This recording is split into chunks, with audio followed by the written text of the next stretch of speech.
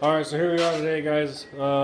Just got these brake shoes, brake pads, whatever you want to call them. Got them in for the Big Red.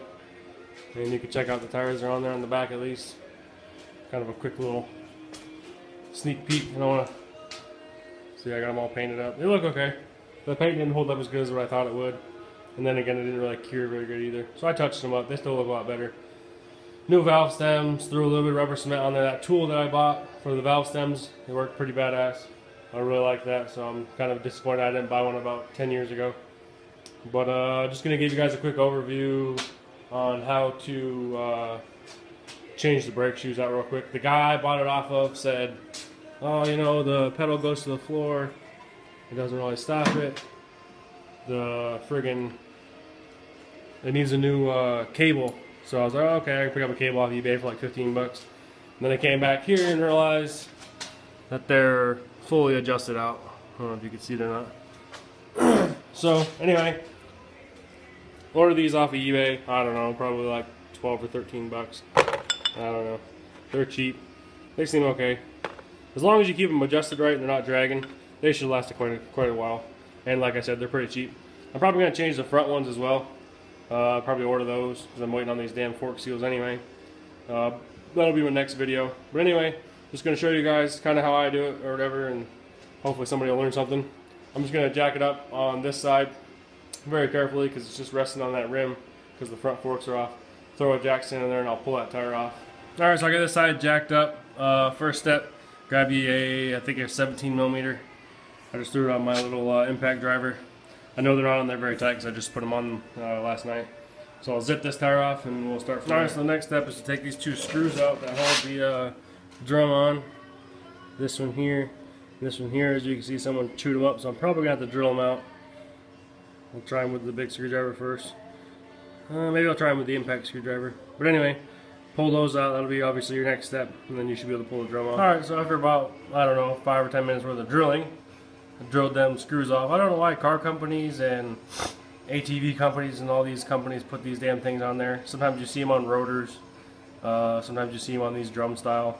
It's just, it's stupid. They're not needed because when you tighten down your lug nuts hold it in place anyway. So anyway, once you get done with that, all you do is just pop this cover off. Had to smack it loose a little bit with the all sorts of fun stuff falling on here. Ooh, that looks like pieces of brake pad. Anyway, so I'll just slide this off here. Oh yeah, look at that. Here's the old brake pad.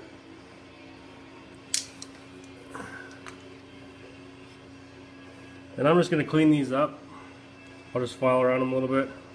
I don't think I'll bother trying to pull them out.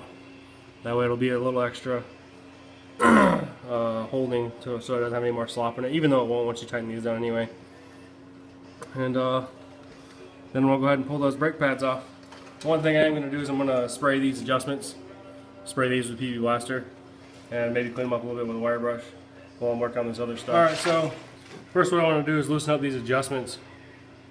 There's a little 8 millimeter here on this that holds the whole cable from spinning. And then here's where all your adjustment comes from. It's just this giant wing nut. And I just loosened them both up. The other one was, this one here is pretty chewed up. I probably have another one sticking around here somewhere. The threads look fine on here.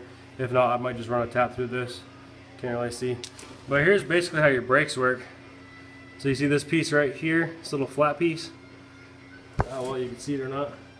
So when your cable's pulled back, see that little piece will move. And all it does is just spread your brakes apart.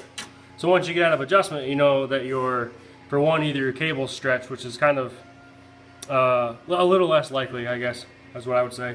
But obviously you can tell how these brake pads fell apart.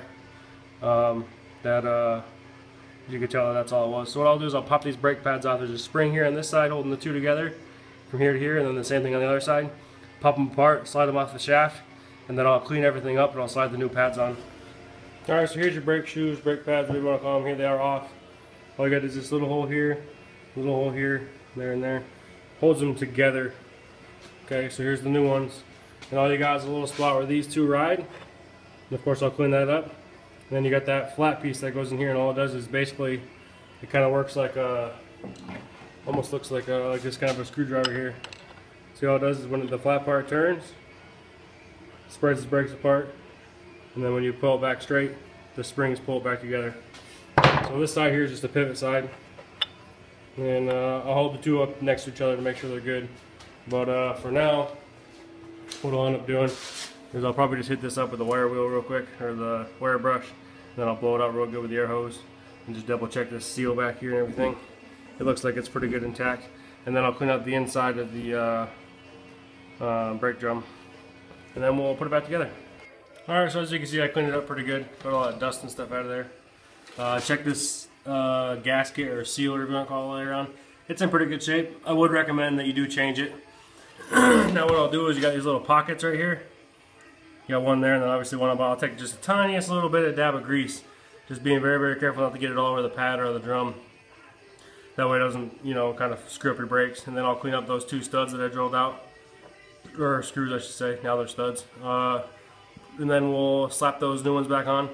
So I guess supposedly what I'm suggesting is not to do what I'm doing. I would change that seal. I've obviously probably cleaned up a little bit more than this. I mean, you can wire wheel it all if you want or whatever, but this is good enough for what I'm going to be using. This thing won't see a shitload of water or anything like that anyway. And I'll probably will pull it apart again sometime just to see how it is doing in there. You know, after maybe a ride or two. I probably will end up ordering that seal. Also would recommend changing those springs just because they're old and rusty and they bend and break pretty easily. I've got a whole drawer full of them here somewhere of springs. So if I did break one, I wouldn't be shit out of luck. But anyway, y'all, I'll just dab a little bit of grease on there, and then I'll install the new brake pads, and then I'll show you just putting the drum back on and how to adjust them. Alright, so these ones are a little different than the last ones I changed. I can't remember which model it was. I think I was changing them while I changed the rear axle bearings.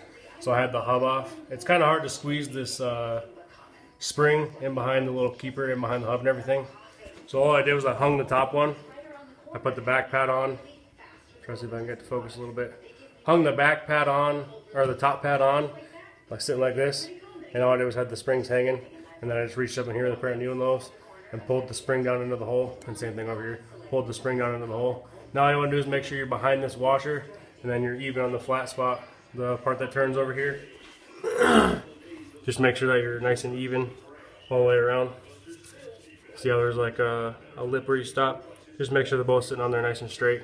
And so now I'm just going to clean up those studs real quick with a flat file real quick, and then we'll throw this thing back together. Alright, so clean up the hub on the inside, just wiped it all out nice and good.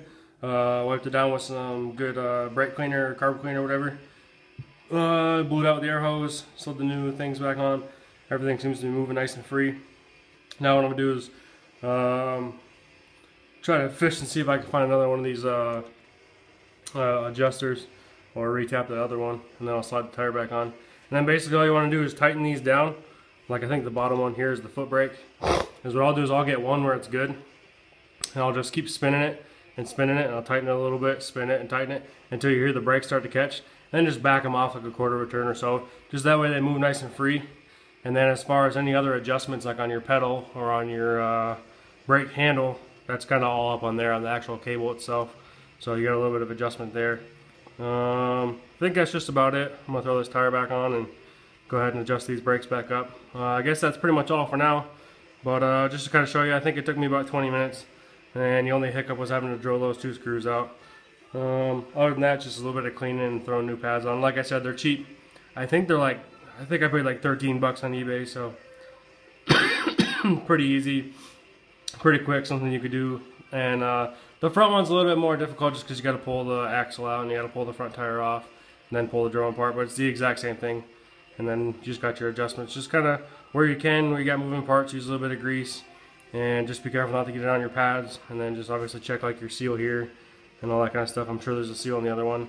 And then just bolt everything back together, and just, you know, like I always say, when you check, whenever you do anything with brakes, kind of an old car trick that I learned from one of my uncles and my dad or whatever, is always test your brakes. You know what I mean? When you're backing out of the garage, or the first couple times you do it, just test them. You know what I mean? Make sure they're working properly before you go hit the road or go on a big ride. So I'll pull this one out once I get the front forks built, and we'll just test them up and make sure everything's good to go, and then we should be ready to ride. That's it for now. Thanks for watching. Like, subscribe, comment. Appreciate all the comments and stuff like that, guys. So if anyone's got any other suggestions of what I should do or what they want me to do or anything else that I may have already done that you want me to show you or kind of explain, just let me know. Anyway, thanks for watching.